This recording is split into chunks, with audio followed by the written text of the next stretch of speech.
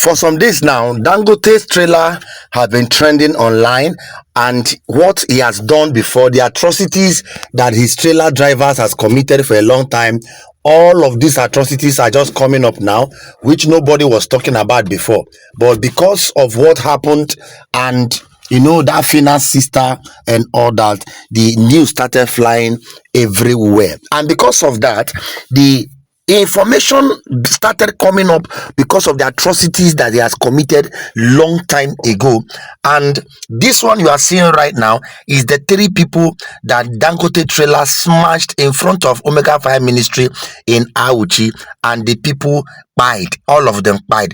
And apart from that, the motor has been smashing people. You can see the way they are running, and this thing you are seeing now, the people ended. Look at the way they are dragging them. So because of this now, the news started flying. And the truth of the whole matter is this: Dangote is not even doing enough to tame the situation. He's not doing enough to solve this problem. All right, look at the trailer right there.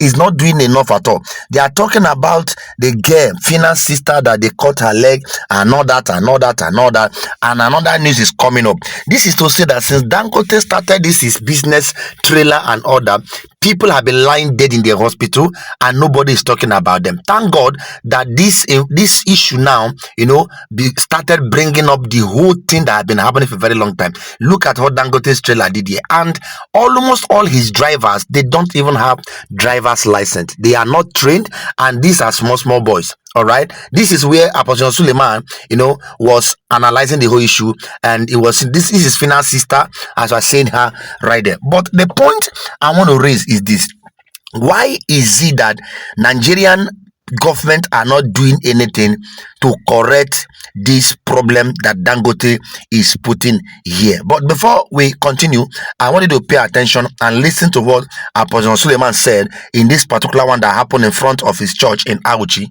Pay on the spot the assessment to ensure that it's an avoidable debt. These debts are very avoidable. They should be called to order. These are boys that are not trained. These are boys that are overworked. These are boys that are stressed. Some of them are even high on drugs. So I think the management of the organization has to do proper assessment, because this is one madness too many. There are several trucks around the country. When it becomes a pattern that a particular organization, a truck keeps claiming the life of Nigerians, then it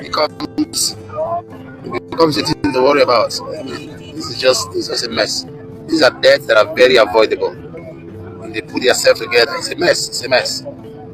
Just lost 3 lives here now for the recklessness of some young men who probably fuel checked, might not even have licenses. So it's an avoidable debt. Yet they have to put their house in order. On the part of the government concerning the construction of the road, we have any? Of course, the road should be fixed. But even if the roads are fixed, it's human beings that apply the road. Everything is not about government. We are government. Giving your trucks to an untrained driver, is that the government? Overworking your drivers because you want to meet a target, that's not the government. As much as the government has to do their part, the citizens has to be responsible. This is just one mess that should be avoided. And because of this, a lot of people started asking government, why is it that the Nigerian government are not doing anything or little about this Dangote truck menace? Because this is claiming innocent lives, those going home, those going from markets, from students, and different ways. If you enter every hospital in Nigeria, some good hospitals in Nigeria, you will discover that almost every hospital that is well equipped in Nigeria has had 1 or 2 cases where they have Dangote, patient, the people that Dangote struck, hit, and they are patient there, and nobody is taking care of them. All right, so a lot of people started commenting and saying a lot of things that if the owner of this Dangote cement is an Igbo man, their case would have been different. And do you know why? I quite agree with them, because if actually is an Igbo man that owns this kind of truck that is doing all manner of things, the government, Nigerian government, would have done something against the man. They would have sealed off his company. They would have withdrawn his certification.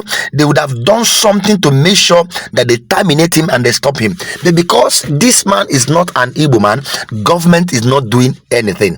And I believe some people that are making that comment, because with a silence from Nigerian government, it speaks a very loud voice. He speaks a very loud voice. If you connect this to some other thing that is happening some time ago, this great man Mazen Kanu, he said something that why is it that only in the eastern part of Nigeria, that is when the truck is coming, that is when the Dangote truck is killing people. It's either it will fall in a market and the whole market will burn to ashes, or it will fall in the plaza will be raised down, or it will kill married women, it will kill children, it will kill fathers. Why must it be in the south?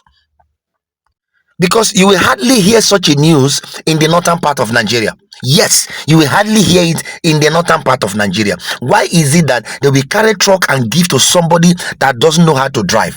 If an Igbo man has done this, will the government be quiet about it? This is not about ethnicity, but this is a truth that is obvious, but nobody is talking about it.